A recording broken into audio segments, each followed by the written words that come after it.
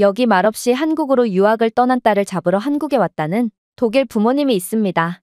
그런데 그들은 후진국 한국만은 절대로 보낼 수 없다며 잔뜩 성을 내며 한국에 입국했지만 그렇게 한국에 도착한 지 10분 만에 이럴 수는 없다며 머리를 감싸쥐고 마는데요. 그렇다면 그들이 대체 한국에서 어떤 경험을 했던 것일까요? 안녕하세요. 저는 독일 출신의 예시카라고 합니다. 최근에 저는 제 인생 전부를 건 일생일대의 선택을 하게 되었는데요. 그건 바로 다른 국가로의 유학이었고, 저는 부모님이 정해준 국가가 아닌 다른 국가로 임의로 유학을 가버리는 매우 무모하고도 인생을 거는 결정을 강행하게 되었거든요. 그리고 그 국가는 다름 아닌 한국이었죠. 또한 제가 제 모든 것을 걸고 한국을 선택한 것처럼 정말로 한국을 선택한 제 인생은 완전히 뒤바뀌게 되었습니다. 일단 저는 공학도를 꿈꾸던 학생이었는데요. 아무래도 많은 분들이 공학자가 되려는 제게 세계 최고의 기술 강국인 독일을 놔두고 왜 다른 국가로 가는 것이냐며 의문을 제기할 수도 있겠지만 이에 대한 이유는 독일뿐만 아니라 유럽 출신의 사람들이라면 전부 공감할 수 있을 거라고 생각합니다. 왜냐하면 유럽은 옛날의 유럽이 아니게 된 지 오래고 이와 동시에 독일이 기술 강국이라는 것도 옛날 말일 뿐이기 때문이죠. 사실 저는 꽤 오래전부터 한국 문화를 좋아해온 한국의 열렬한 팬인데요.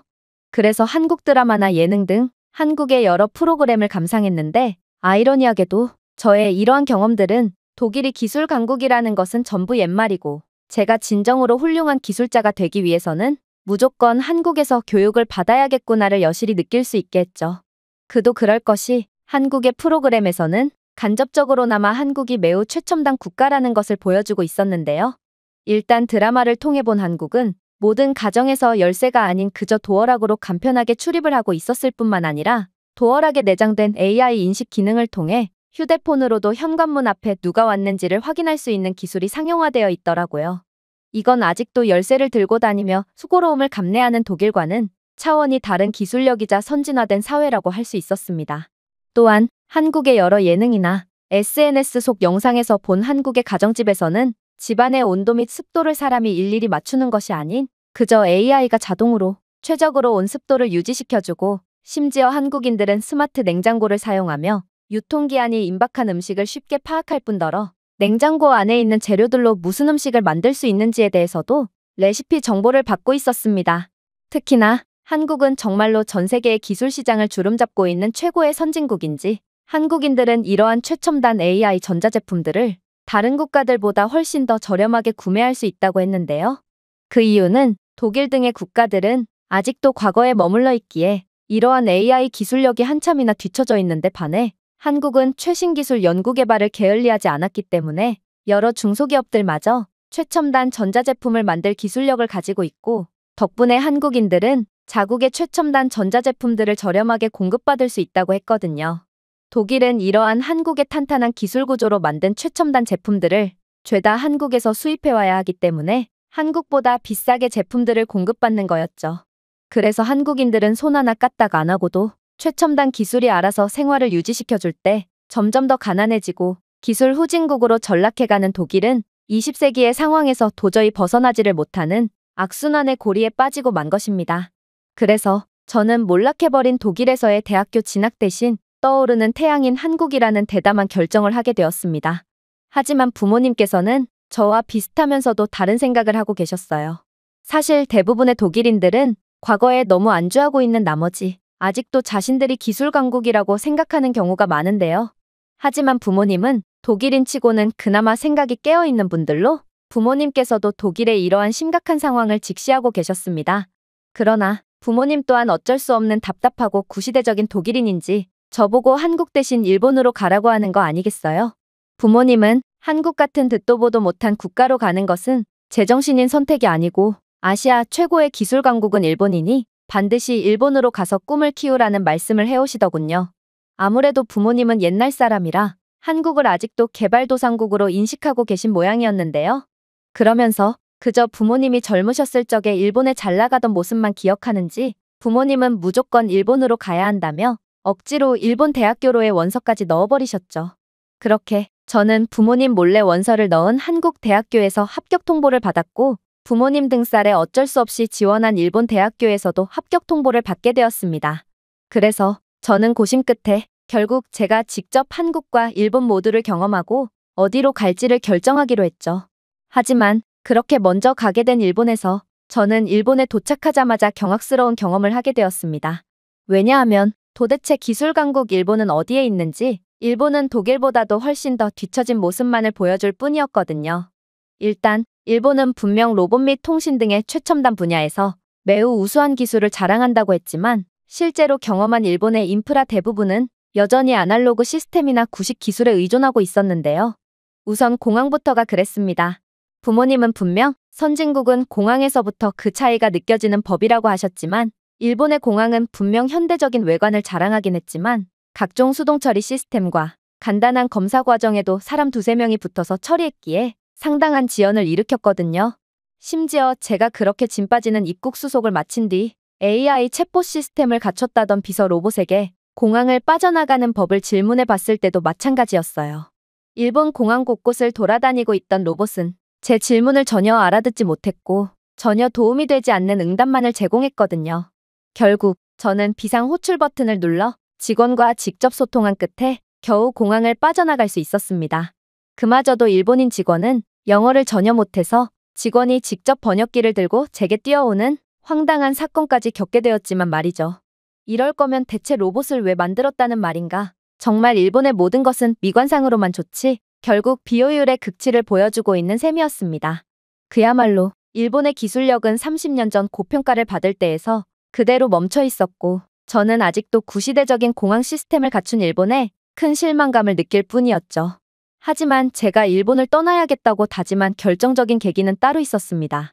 바로 제가 일본의 지하철을 탑승했을 때였는데 일본의 지하철은 분명 현대적인 외관을 자랑했고 또 승강장도 매우 깨끗했으나 시스템 자체만 놓고 보자면 무척이나 형편없었거든요. 일단 자동 발권기는 아예 고장난 상태였기에 저는 역무실에 가서 직접 승차권을 구매해야 했는데요. 그런데 일본인 역무원은 승차표는 카드 결제가 안 된다며 현금만을 요구하는 거 아니겠어요? 아니, 요즘 같은 21세기에 도대체 누가 현금을 사용한다는 말인가? 결국 현금이 없던 저는 ATM까지 가서 현금을 인출하느라 상당한 시간을 소모해야 했습니다. 그 외에도 버스에서도 동전을 짤랑거리며 요금을 지불하고 또 사람이 수기로 작성한 버스표를 받아서 구멍을 뚫는 검표 방식으로 버스에 탑승하는 황당한 상황들이 반복되었고 결국 저는 이미 기술 경쟁에서 뒤처진 독일보다도 훨씬 더 극악의 아날로그화를 자랑하는 일본에 학을 떼고 말았습니다. 공학도를 꿈꾸는 저로서는 이런 수준 낮은 나라에 인생을 걸었다간 그야말로 제 인생은 그대로 끝이라는 확신에 가까운 직감을 느낄 수밖에 없었고 그렇게 저는 도망치듯 한국으로 떠나게 되었습니다. 그리고 저는 한국에 도착하자마자 제 운명을 맡길 곳은 바로 이곳임을 곧바로 인지하게 되었는데요. 일단 한국 공항에는 직원들의 숫자부터가 일본보다 확연히 적었습니다. 그도 그럴 것이 한국은 거의 대부분의 공항 시스템을 최첨단 AI 기술로 대체한 상태였기에 사람이 할 일이 그다지 많지가 않기 때문이었습니다. 공항의 스캔 시스템은 자동으로 여행객의 여권과 얼굴을 검사했고 해당 여행객의 범죄 이력 및 최근에 어떤 국가로 여행을 갔는지에 대한 정보를 1초 만에 파악한 뒤 종합적인 위험도를 평가하여 입국 수속을 진행했는데요. 이렇듯 한국은 사람보다 훨씬 정확하고 신속한 AI가 공항을 지키고 있으니 일본보다 10배는 빠른 속도와 정확성을 자랑하는 것에 더해 공항 유지비에도 상당히 적은 금액만이 들 수 있는 거였고 저는 이러한 최첨단 기술력을 벌써부터 상용화해 놓은 한국에 감탄을 할 수밖에 없었습니다. 물론 한국의 와이파이 인프라도 최고였죠. 독일에는 아예 공공 와이파이라는 개념 자체가 없고 일본에서는 와이파이는 있지만 속도가 너무 느려서 도저히 사용할 수 있을 정도의 수준이 아니었는데요. 그러나 한국은 공항에서부터 독일이었다면 많은 사용료를 지불해야 겨우 사용할 수 있을 정도의 초고속 와이파이가 무료로 제공되고 있었고 심지어 버스 정류장이나 지하철 등에서도 고품질의 인터넷이 무료로 제공되고 있더라고요. 특히나 한국은 전 세계에서 가장 먼저 5G 인프라가 보급된 인프라 선진국답게 이러한 공공 와이파이마저 5G의 속도와 높은 안정성을 자랑하고 있었기에 저는 이러한 까무러칠 정도로 선진적인 공공 인프라를 구축해둔 한국의 부유함에 혀를 내두를 뿐이었습니다. 독일 지하철은 온갖 범죄의 근원지이자 와이파이는커녕 전화 통화조차 안 터지는 곳이지만 한국 지하철은 제 방보다 깨끗했고 또 믿기지 않을 정도의 초고속 와이파이가 제공된다는 점에 흥분을 감출 수가 없던 저는 결국 이러한 한국의 선진적인 면모를 부모님께 알리기 위해 신이 난 채로 부모님께 영상통화를 걸게 되었습니다. 그리고 부모님은 제 영상통화를 받자마자 기겁을 하셨죠. 지금 분명 해외에 있을 텐데 도대체 무슨 정신으로 영상통화를 걸었냐면서 통화가 전혀 끊김없이 원활하게 진행되는 걸로 봐서 분명 영상통화 요금은 말도 안 될 정도로 많이 나올 것이 분명하니 당장 전화를 끊겠다며 허둥지둥 대시더라고요. 하지만 저는 그런 부모님의 모습을 박장대소하며 지켜볼 뿐이었습니다. 그리고 저는 현재 지하철에서 무료로 제공되는 와이파이를 이용해서 영상통화를 건 것이고 이 와이파이는 무료 공공 와이파이임에도 최고의 속도와 안정적인 품질을 자랑하니 걱정하지 않아도 된다며 웃어 보였죠. 그러자 부모님은 그게 말이나 되냐면서 독일에서는 한 달에 20만 원짜리 인터넷 플랜에 가입해도 그렇게나 빠르고 안정적인 속도는 제공되지 않는다면서 제 말을 도저히 못 믿는 눈치였는데요. 그러나 그렇게 제가 의기양양하게 지하철 전경을 보여주자 부모님은 그제야 자신이 뭐라 했냐며 일본은 대중교통에서도 영상통화가 가능할 정도로 안정적인 인터넷을 공급해주는 선진국이라며 뜬금없이 일본을 극찬하는 거 아니겠어요? 그리고 그제야 저는 부모님께 말하지 않고 한국에 몰래 왔다는 사실을 깨달았고 그렇게 직접 경험해본 일본은 너무나도 실망스럽고 뒤처진 국가였기에 한국으로 도망올 수밖에 없었다고 이실직고해버렸습니다. 당연히 부모님은 난리가 났어요. 방금 전까지만 해도 지하철에서 영상통화가 가능할 정도로 빠르고 품질 좋은 와이파이 인프라를 구비해놓은 국가가 대체 어디 있냐며 극찬을 하던 부모님은 한국이라는 소리에 곧바로 정색을 하셨고 후진국 한국으로 가는 것은 눈에 흙이 들어가도 용납할 수 없으니 당장 일본으로 돌아가라고 엄포를 놓았거든요. 아무래도 부모님의 편견은 한국의 선진적인 면모를 보고도 돌이킬 수 없을 정도로 강한 모양이었는데요. 그러나 그럼에도 저는 한국 유학을 포기할 수 없었기에 그저 일본으로 다시 돌아가겠다는 거짓말을 한 채로 전화를 끊어버렸죠. 그렇게 저는 한국에서의 생활을 이어나갔습니다. 저는 한국에서 독일에서는 기대할 수조차 없는 여러 최첨단 기술력과 한국인들의 높은 시민의식을 직접 경험하게 되었고 결국 부모님께는 일본에서 만족스러운 생활을 하는 척 연기를 하며 등록금을 받아서 그대로 한국 대학교에 등록까지 하는 미친 짓까지 감행해버렸죠. 그리고 저는 한국이 제 운명을 완전히 바꿔줄 거라는 것을 확신했기에 만약 부모님께 거짓말이 들통난다면 한국에서 아르바이트를 병행하는 한이 있더라도 반드시 한국에 남아야겠다고 다짐했어요. 그러나 전혀 생각지도 못했던 문제가 터지고 말았죠. 바로 제가 한국 대학교에 등록을 했다는 사실이 부모님께 너무 빨리 들통나 버렸거든요. 꼬리가 길면 밟힌다고 부모님은 그간의 제 수상쩍은 행동의 이상함을 느끼셨고 일본 대학교 측에 제대로 입학 등록이 되었는지 확인하셨다고 했는데요. 당연히 일본 대학교 측은 제가 입학 등록을 하지 않았다는 사실을 부모님께 알려주었고 부모님은 제 방에서 찾아낸 한국 대학교 합격증 속에 적힌 대학교에 입학 등록이 되었다는 정보를 알아내셨기에 그렇게 제게 곧바로 전화를 걸며 당장 한국 대학교에 대한 입학 등록을 취소하겠다며 엄포를 놓으셨습니다. 저는 이대로 일본으로 갈 생각을 하니 앞이 캄캄해졌습니다. 공학도로서 배울 점이 하나도 없는 일본으로 가게 된다면 제 인생은 정말 끝이라고 생각했거든요. 그래서 저는 순간적인 기지를 발휘하게 됩니다. 어차피 한국 대학교 입학을 취소한다고 해도 이미 일본 대학교는 제 후순위에 있던 학생이 등록을 했으므로 제가 일본으로 가려면 다음 등록 기간까지 1년이라는 세월을 더 기다려야 해요. 1년이라는 시간이 아깝지도 않나요? 그럴 바엔 차라리 아빠가 한국에 직접 와서 한국이 어떤 나라인지 직접 확인하는 편이 어때요? 한국은 분명 독일보다 훨씬 선진적이고 기술적으로도 더욱 뛰어난 국가라고요. 부모님은 한국 대학교에 넣은 등록금을 빼버린다면 저는 1년을 고스란히 버리게 된다는 사실에 정신이 번쩍 드셨는지 하루 만에 한국으로 달려오는 놀라운 모습을 보이셨는데요. 그러고는 만약 한국이 후진국이라면 그때는 1년을 낭비하든 말든 그대로 독일로 강제로 끌고 가겠다면서 엄포를 놓으셨죠. 하지만 저는 이러한 부모님의 협박과 다름없는 엄포에도 전혀 기죽지 않았습니다. 한국은 그러한 막대한 신뢰를 가질 수 있을 정도로 제게 여러 선진적인 모습들을 보여주었거든요. 일단 저는 공항에서 스마트폰 데이터를 구매하기 위해 지갑을 뒤적이는 부모님께 한국에서는 데이터를 구매하지 않아도 된다며 너스레를 떨었는데요.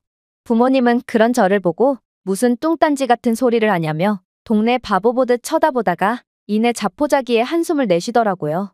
그리고 그 자신감이 언제까지 가나 두고 보자며 살벌한 말을 내뱉더니 본격적으로 한국을 둘러보기 위해 움직였습니다. 부모님은 서울로 이동하기 위해 택시 정류장으로 향하셨지만 저는 이번에도 한국은 세계에서 가장 뛰어난 대중교통 인프라를 가진 국가고 굳이 택시를 타지 않더라도 공항 안에서도 얼마든지 버스로 이동이 가능하다는 말을 했는데요. 그런데 아빠는 참다 못해 그건 독일도 구현해내지 못한 인프라인데 어떻게 한국 따위가 구현해낼 수 있겠냐며 제발 말도 안 되는 소리 좀 그만하라며 화를 내는 거 아니겠어요? 사실 저는 이러한 아빠의 반응이 놀랍지도 않았습니다. 독일 여행을 와본 사람들이라면 알 테지만 독일은 대중교통 인프라 자체가 없어서 자가용 차가 없으면 아무것도 못하거든요. 그래서 아빠는 도시 중심도 아닌 외딴 공항에 어떻게 대중교통 인프라가 구현되어 있을 수가 있냐며 한국은 그게 가능할 만큼 부유한 국가가 아니라며 큰 소리를 치신 거였습니다.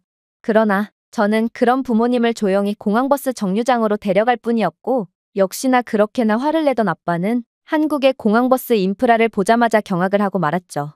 일단 공항 자체가 도시와는 멀리 떨어져 있는 외딴 곳임에도 버스 인프라가 깔려 있다는 것도 놀라운데 한국 버스 정류장에는 별도의 쉼터가 구비되어 있었고 정류장 쉼터에는 버스가 현재 어떤 역을 지나고 있는지 예상 대기시간 및 혼잡도까지 전부 알려주고 있었거든요.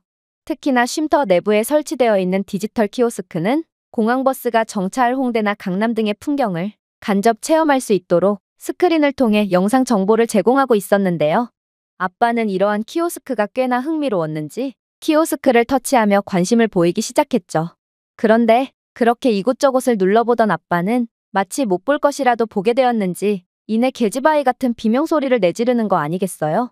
알고 보니 버스 정류장 키오스크는 AI 기반 맞춤형 추천 기능을 제공하고 있었고 아빠는 국적과 나이, 성별을 입력한 상황에서 자신을 위한 관광지 추천과 저희가 하차할 역인 강남역 근처의 맛집과 볼거리 등을 전부 상세하게 분석해주는 AI 키오스크의 기능에 화들짝 놀랐던 거였습니다.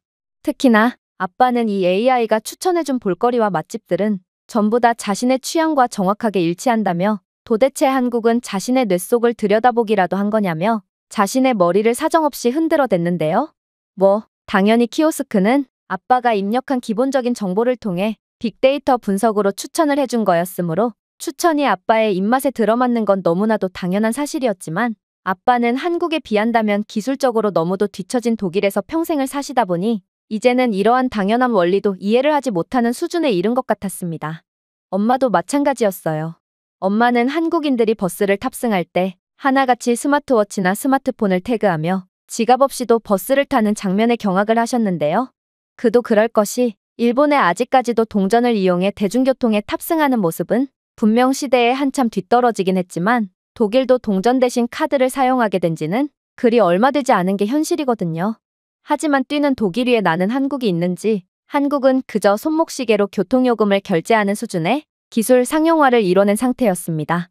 저는 그런 엄마에게 한국은 이미 독일을 아득히 뛰어넘는 기술 강국이고 지능지수도 매우 높은 사람들이라 새로운 기술을 받아들이는 능력도 탁월하다고 말하며 한국인들 중에는 아예 지갑 자체를 안 가지고 다니는 사람도 많을 정도라는 정보를 건넸는데요. 그러자 엄마는 한국의 이 정도로 선진적인 모습은 상상조차 못했다는 듯 그저 허공만을 바라보며 머리를 감싸줄 뿐이었어요. 하지만 엄마를 조용히 시키니 이번엔 아빠 쪽에서 말썽이 일어났습니다. 아빠는 자신은 분명 데이터를 구매하지 않았는데 어떻게 메시지를 받을 수가 있냐며 자신의 휴대폰에서 대화의 말림이 오자 이 휴대폰은 귀신이 들린 것이 틀림없다며 호들갑을 떨었는데요. 저는 그런 아빠를 마치 원시인 보듯 바라보며 그저 3살 아이 타이르듯 조용히 타이를 뿐이었습니다. 아빠, 제가 분명히 말했잖아요. 한국은 모든 공공장소에서 최고 속도의 무료 와이파이가 제공된다고요.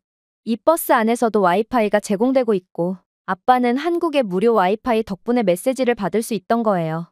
그리고 한국인들은 공공장소에서 정숙을 지키는 교양 높은 사람들이므로 제발 나라망신 좀 시키지 말고 가만히 좀 계세요. 아니면 독일어를 사용하지 말던가요. 그러나 아빠의 호들갑은 멈추지를 않았어요. 아빠는 이내 잠잠해졌다 싶더니 이내 다시 한번 계집아이 같은 비명소리를 내지르며 버스기사가 핸들을 놓고 있는 것 같다며 버스기사의 어깨를 잡고 사정없이 흔들어댔거든요. 그러면서 이대로라면 전부 다 죽고 만다며 자신이 운전을 대신하려고까지 했는데요. 그렇게 저는 이게 무슨 마른 하늘의 날벼락이냐는 듯 황당하다는 표정으로 아빠를 쳐다보는 한국인 버스기사에게 사과를 건네며 아빠에게 다급히 추가적인 설명을 건넸습니다. 아빠, 제발 그만 좀 하세요. 아빠가 이럴수록 독일이 더욱 후진국이 된 것 같아 쪽팔리다고요. 한국은 이미 세계 최고 수준의 자율주행 기술을 갖고 있고 이미 모든 대중교통에 자율주행을 도입하기 위해 시범 운영까지 하는 단계에 돌입했어요. 한국 지하철의 일부 노선들의 경우 이미 자율주행이 진작부터 도입된 상태고 이 버스 또한 자율주행 버스로 운영하기 위해 시범 운영 중인 거예요. 즉, 아빠는 엄한 기사님을 괴롭힌 거라고요. 그러면서 저는 한국의 자율주행 기술을 탑재한 버스는 AI 알고리즘을 통해 도로 상황, 교통 패턴을 분석하고 비상 상황에 따라 속도, 제동 및 경로 변경을 동적으로 조정하기까지 하는 전 세계 최고 수준의 기술력을 자랑한다는 말을 건넸는데요. 심지어 한국의 이러한 AI 버스 실험 결과 사람이 운영하는 시스템에 비해 이동 지연이 30% 감소한 것으로 나타났다며 한국은 기술력 하나로 교통 체증 문제를 극복하는 수준 높은 나라라는 말까지 덧붙였습니다. 사실 요즘같이 자가용이 일반화된 현대사회 속에서 교통체증 문제는 아무도 감히 손쓰지 못한 영역인데요. 그렇게나 기술 강국이라고 자화자찬을 하던 독일도 이러한 교통체증의 늪속에서 허우적대고 있을 뿐이죠.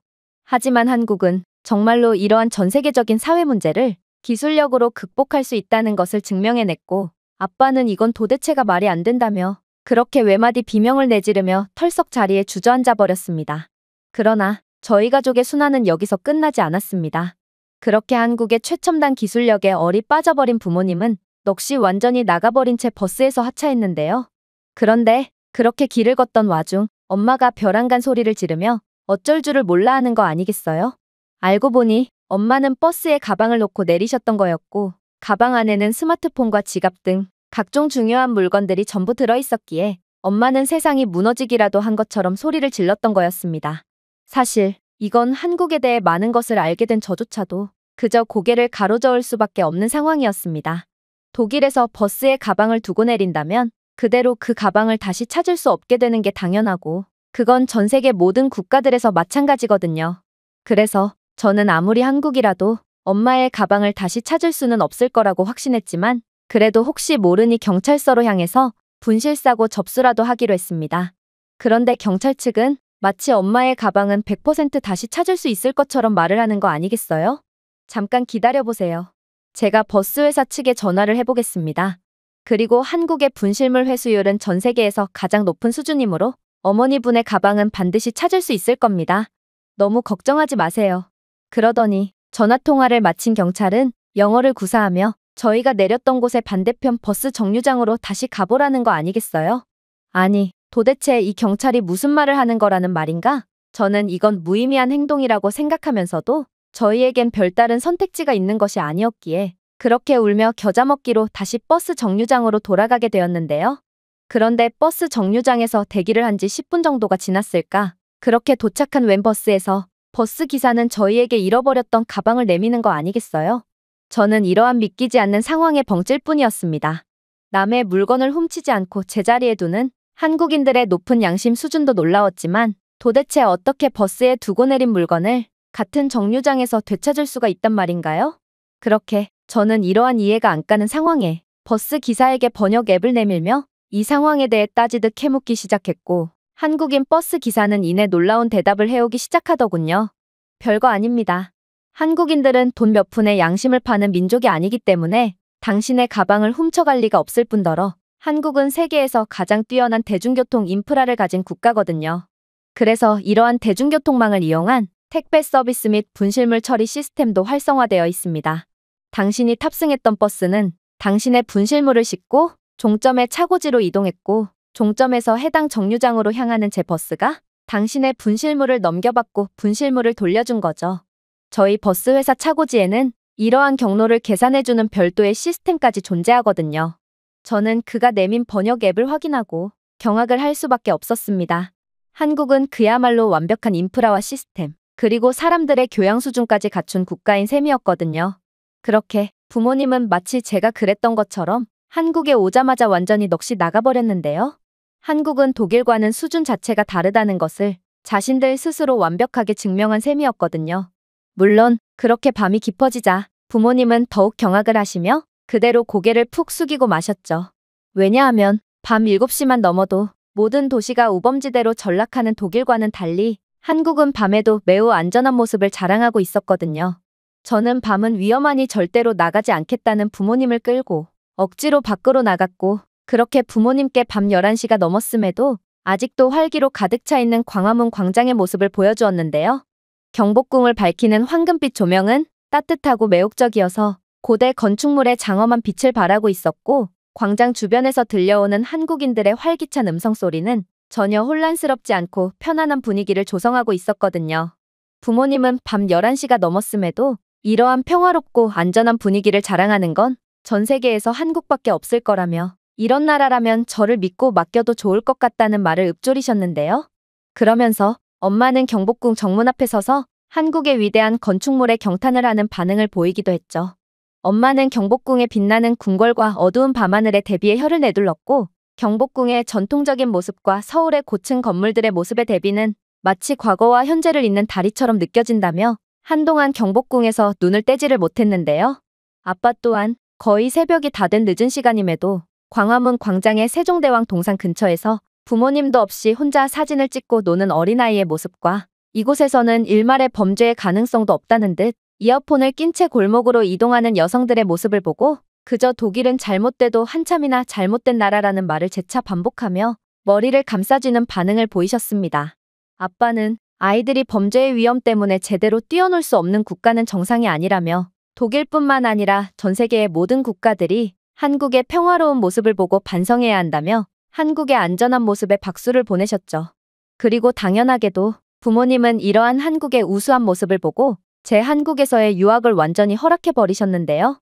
그렇게나 한국행에 반대하셨던 부모님이었지만, 부모님은 한국을 한번 겪은 뒤 한국에 완전히 푹 빠져버렸는지 이제는 언제 한국 투어를 해줄 거냐며 제게 보채고 있기까지 한 상황입니다. 그야말로 한국은 정마저 아군으로 돌릴 만큼 매력적인 국가였고, 저는 이 나라와 운명을 함께 하게 되었다는 것에 엄청난 만족감과 영광을 느끼고 있는 중이랍니다. 제가 준비해온 내용은 여기까지입니다. 끝까지 시청해주셔서 진심으로 감사드리며 여러분들의 구독과 좋아요, 알림 설정은 영상 제작에 큰 힘이 됩니다. 이상 세모튜브였습니다.